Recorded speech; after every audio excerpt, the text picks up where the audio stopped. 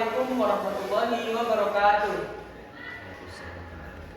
Halo sobat mahasiswa manajemen dakwah. Perkenalkan, saya di sini Robiul Fauzan sebagai host di acara podcast Ramadan. Hari ini Ramadan bukan hanya tentang menahan lapar dan haus, tapi juga tentang bagaimana kita bisa mengelola emosi, produktivitas serta menahan diri. Hari ini saya akan membahas tentang takjil, taraweh, dan tren. Mana ibadah, mana budaya. Dan tentu saja saya di sini tidak sendirian, karena saya akan membahas perihal tersebut bersama narasumber saya yang sangat luar biasa, yaitu Bapak Muhammad Anwar Yasmin, MPD.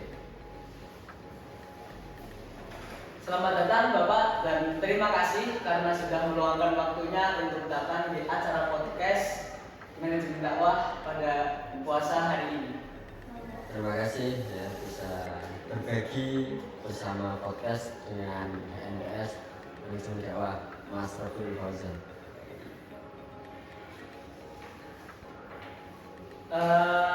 Ngomong-ngomong, bagaimana kabar Bapak hari ini, Pak?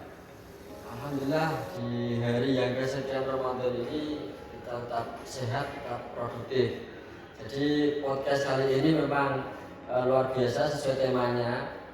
Biasanya podcast Ramadan ini kan dilaksanakan sebelum Ramadan agar kita bisa makan dan minum. Tapi MPS manajemen dakwah ini luar biasa menguji sekaligus produktivitas dosen bagaimana bulan Ramadan masih mau apa tidak, dan kita di sini bisa teruji ya dengan adanya podcast ini kita tetap produktif. Alhamdulillah. Semoga saja Bapak dan kita semua dalam beribadah puasa selalu diberikan kelancaran, Amin. kemudahan, dan juga selalu diberikan ketaatan kepada Allah Subhanahu Wa Taala.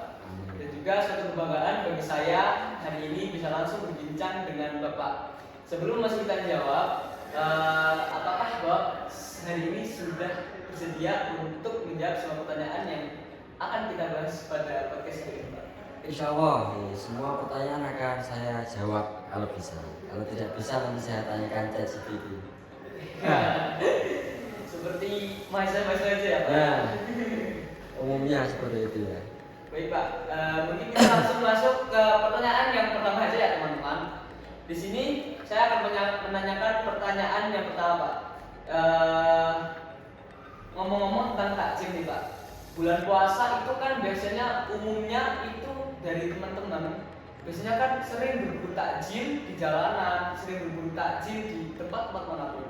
Nah, ngomong-ngomong tentang takjil, apakah berburu takjil hanya soal tentang tradisi atau disitu bisa bernilai ibadah juga, Pak? Baik, berbicara tentang takjil ya, ini ada dua hal yang harus kita pahami. Takjil itu adalah perintah dalam agama. Jadi Rasulullah SAW itu memerintahkan kita untuk bersegera membatalkan puasa dengan kurma atau air putih. Ini perintah yang artinya bernilai ibadah.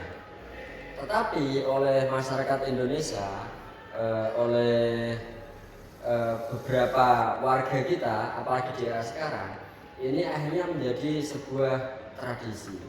Ini akhirnya menjadi sebuah kebiasaan sehingga orang-orang ini berburu untuk membeli bukan kurma lagi, tapi ada es buah, ada gorengan dan sebagainya. Bahkan orang yang tidak puasa sekalipun ini juga ikut war ya, ikut mencari berburu takjil sampai orang yang puasa tidak kebagian. Ini dua hal yang harus kita pahami sekaligus.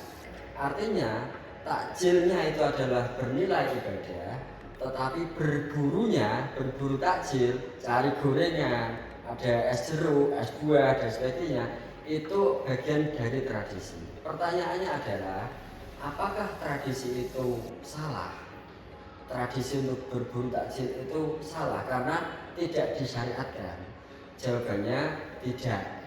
Sesuatu yang tidak disyariatkan, tidak diperintah, bukan berarti juga akan dilarang. Berarti tidak diperintah juga tidak dilarang. kalau itu kita niatkan untuk syiar ya, mensyiarkan Ramadan. Kalau di luar sana orang-orang yang berjoget merayakan sesuatu ya, merayakan tahun baru, merayakan anniversary perusahaan apa, mereka bisa bahagia. Kenapa kita sebagai orang Islam, sebagai umat Muslim dengan datangnya Ramadan tidak bisa ikut bahagia dan mengekspresikan dengan cara berburu takjil, dengan cara apalagi dengan adanya berburu takjil itu juga memberikan keberkahan. Berapa banyak masyarakat yang jualan UMKM yang akhirnya laku dagangannya dengan adanya bulan puasa ini. Mungkin teman-teman ini yang tadinya tidak punya kepikiran untuk jualan apa, ada yang jualan es teh, ada yang jualan menu-menu takjil. Ini berkah dari Ramadan. Jangan sampai ekspresi cinta terhadap Ramadan, ekspresi kebahagiaan terhadap Ramadan itu tiba-tiba kita larang, tiba-tiba kita mengatakan itu tidak ada syariatnya, sehingga itu justru malah memadamkan semangat untuk berRamadan. Itu Mas. Kadang juga kan dari lihat non muslim juga kadang sering ikut bertakjil Pak. Nah, terus seperti itu berarti termasuk budaya atau tidak? nah tadi ya takjilnya itu perintah, sunnah berarti ibadah. Takjil menyegerakan, kita menyegerakan untuk segera membatalkan puasa atau berbuka puasa dengan yang manis-manis, dengan kurma, air putih itu perintah. Tapi berburunya itu budaya.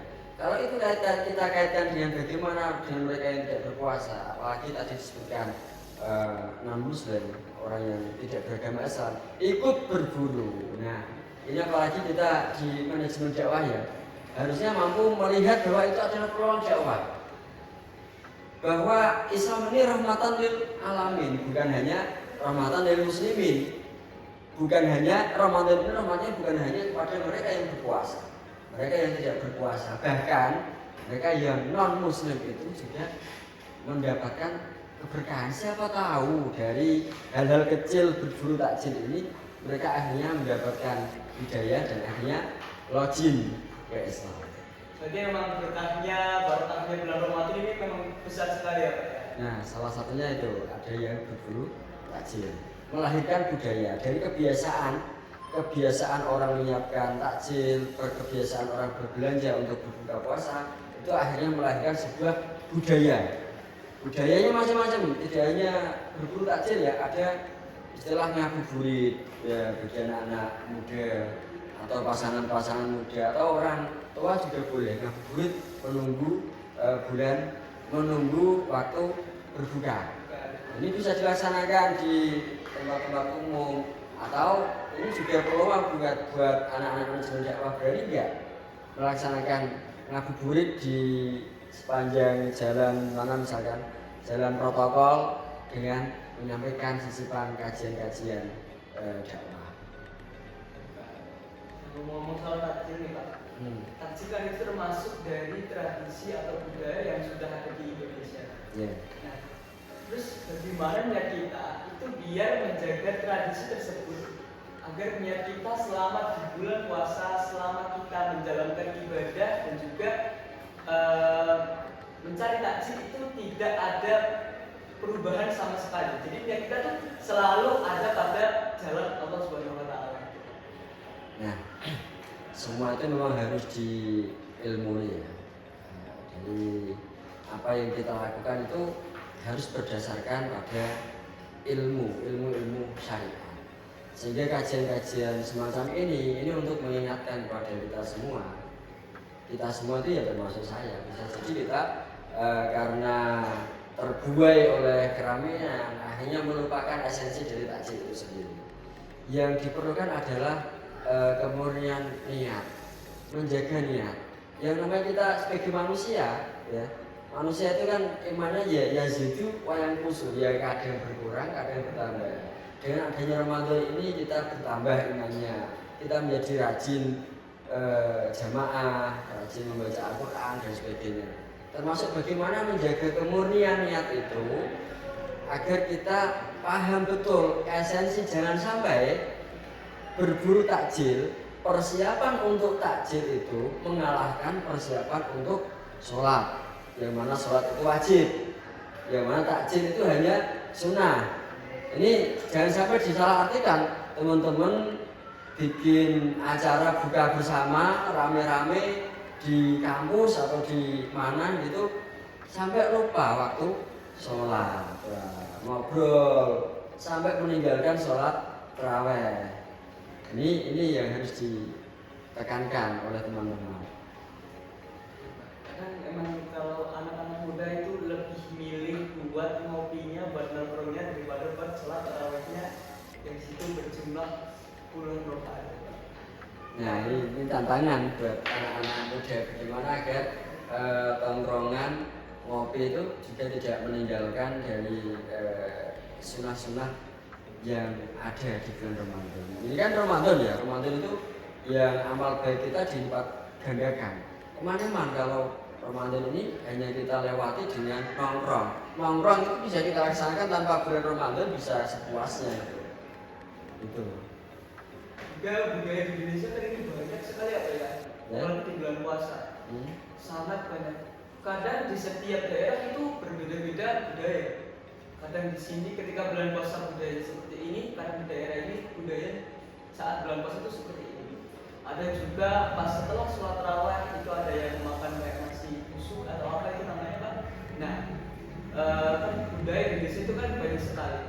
Apakah budaya-budaya yang ada di bulan puasa juga yang ada di Indonesia ini bisa untuk kita menuju jalan kebaikan dan menuju jalan kepada Allah Subhanahu wa taala, kepada keridhaan Allah Subhanahu wa taala. Budaya ini oleh beberapa orang atau bahkan budaya ini oleh para wali dijadikan sebagai wasilah untuk mendekatkan diri kepada Allah, wasilah untuk berdakwah.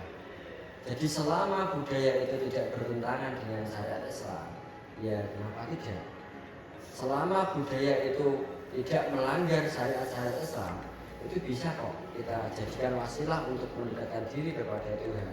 Bisa kok sebagai wasilah untuk syiar agama Islam, untuk dakwah Islam yang rahmatan lil alamin. Dengan adanya bermacam-macam budaya yang ada di Indonesia, kita sebagai umat Islam yang tidak antipati terhadap budaya seharusnya bisa berjalan beriringan antara budaya dengan agama. Selama selama budaya itu tidak bertentangan dengan agama, dengan norma-norma syariat, maka itu bisa dijadikan sebagai sarana, bisa dijadikan sebagai wasilah untuk agar Islam ini bisa diterima oleh masyarakat.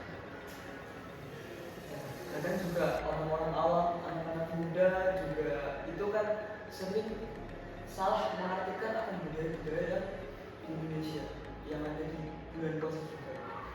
Nah, itu menurut Bapak ketika para anak muda yang termasuk generasi penerus-penerus bangsa itu salah dalam mengartikan budaya atau salah dalam melakukan budaya-budaya tradisi yang terdahulu itu menurut Bapak?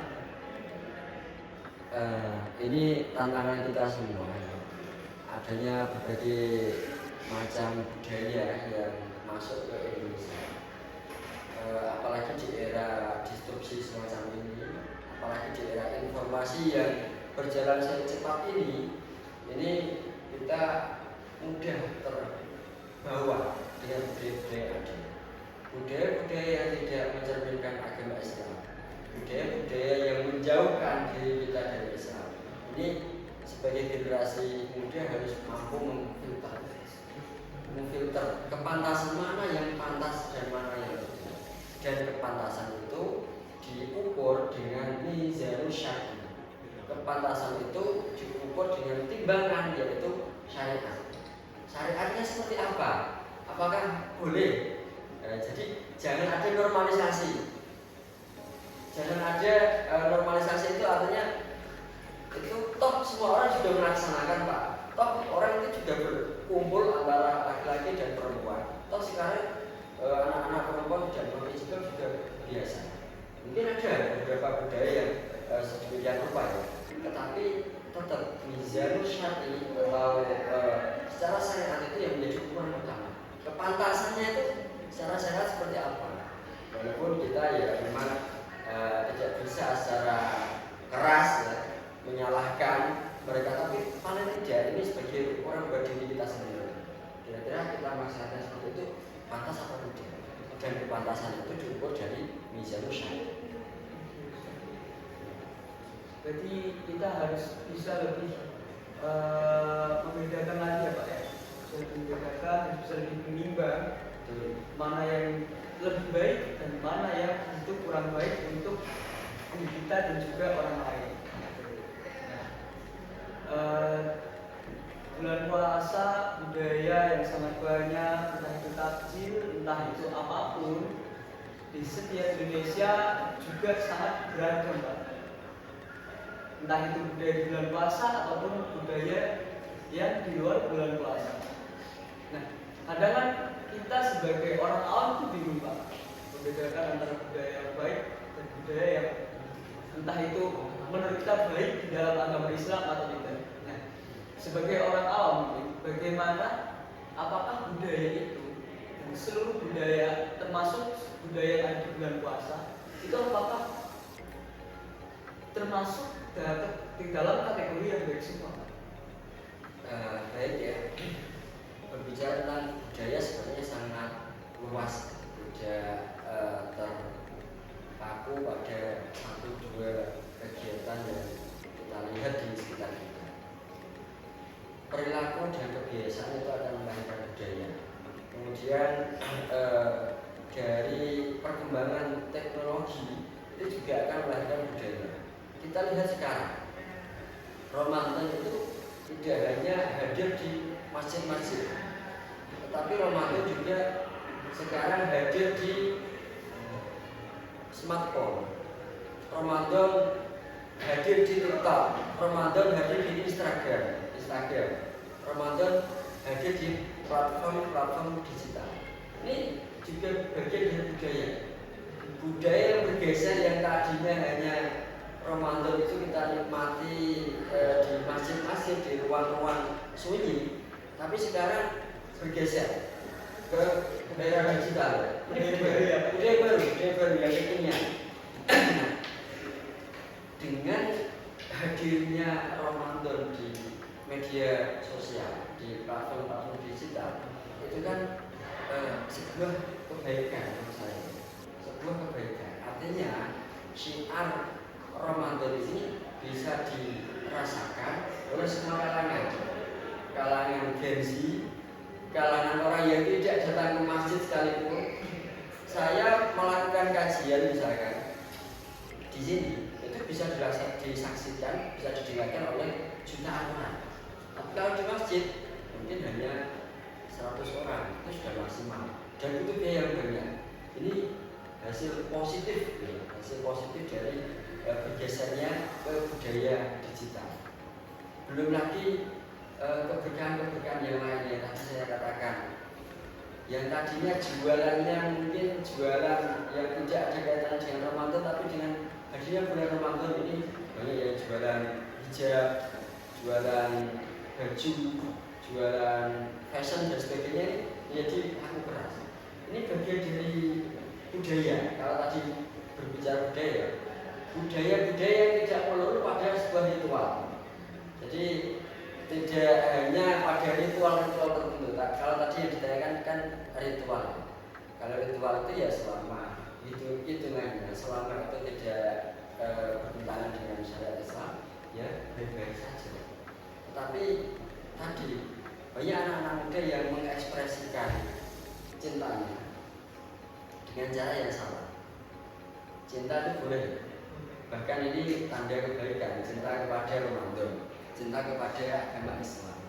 Bahkan nanti biasanya yang paling banyak terjadi pelanggaran itu di malam Idul Fitri, takbir keliling. Itu budaya budaya yang lahir dari ekspresi cinta, ekspresi kemenangan, ekspresi syiar Islam. Niatnya bagus, niatnya baik, pengen agar Islam ini syiar. Mosok bulan Ramadan habis, kemudian ada malam hari raya, kok biasa-biasa saja. Ini pengennya kan yang wah, yang wow gitu. Tetapi kalau ekspresinya salah, ini juga akan melahirkan kemandorotan, akan melahirkan kemudaratan yang itu malah menjauhkan, menjelekkan, memberikan citra yang negatif terhadap agama Islam. Contohnya apa? Contohnya ketika takbir keliling itu ada soundboard. Soundboard ini sudah banyak yang membahas antara boleh dan tidaknya, pro dan kontranya. Kemarin juga sempat mengharapkan Ya, diharapkan ada fatwa dari MUI Jawa Timur yang mengharamkan soundboard. Belum lagi nanti ada, kalau di sini istilahnya ogoh-ogoh kali ya. Ogoh-ogoh tahu Pak? Ogoh-ogoh Sama sekali dibalik aja. Nah, itu budaya Islamnya mana? Oh, ini syiar Islam, takbir keliling yang di situ dibacakan adalah suara lantunan takbir. Tapi kok yang ditampilkan adalah ogoh-ogohnya bukan budaya Islam. Belum lagi nanti banyak yang merayakannya juga dengan cara yang salah, menyalakan petasan, dan bahkan ada yang salah tempat, minum alkohol dan lain-lain. Itu jangan sampai terjadi. Itu jelas-jelas budaya yang salah. Itu Mas Fauzian.